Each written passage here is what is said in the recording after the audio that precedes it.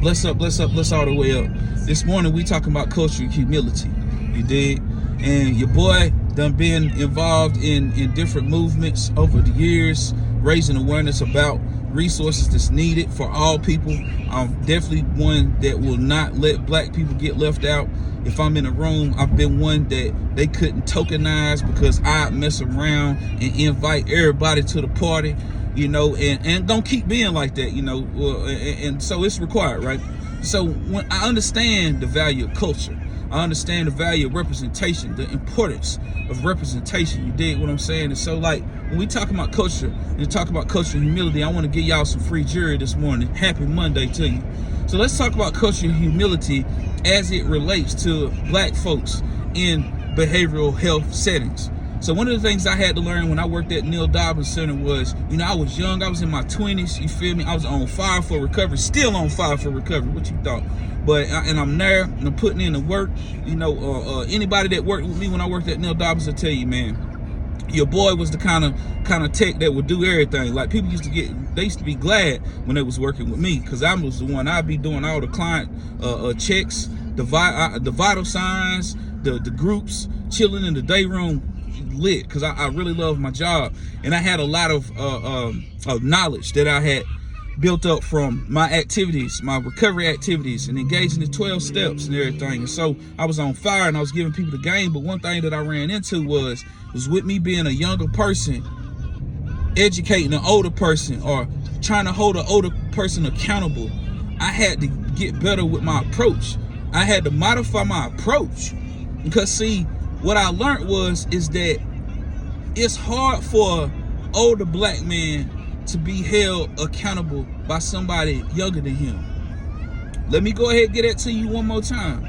It's not easy for a younger black man to hold an older black man accountable. You dig? And this is a culture thing. And whether people want to admit it or not, you don't gotta admit it.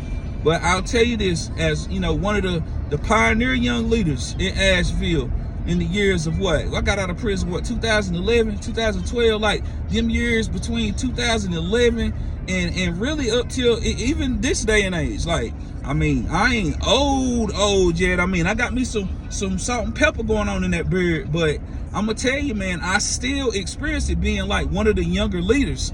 And whenever a younger person goes to hold an older person accountable, there's like, it can be immediate resistance. You see what I'm saying? It's like friction. It's like tension.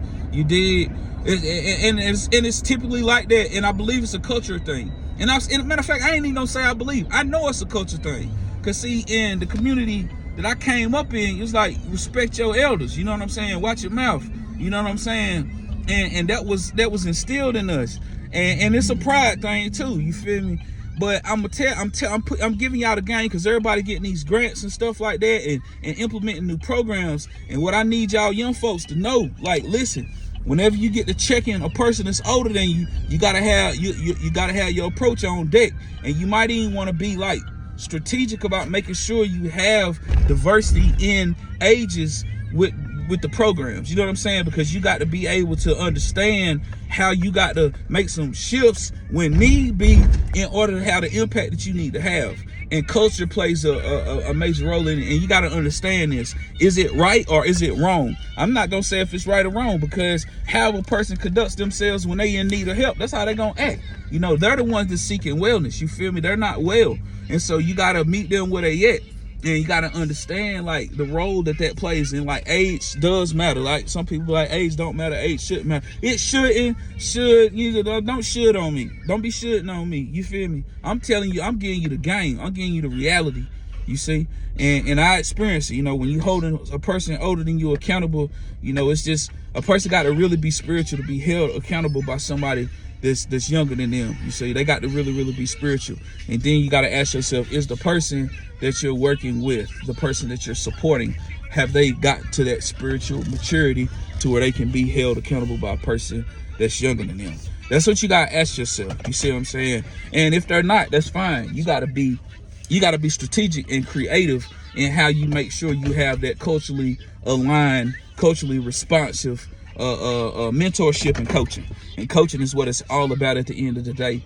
But it's going to be up to you to make sure that you have what you need to be successful with your programs, for you to be able to reach the person, for you to be able to have that person get to the next level. Because once they get to a certain level of spiritual maturity, they'll be able to be held accountable by anybody, because they'll know that the principles come before the personalities. My name is J.J. Cooper. I'm not the answer, but I'm for daggone sure the alternative. Bless up.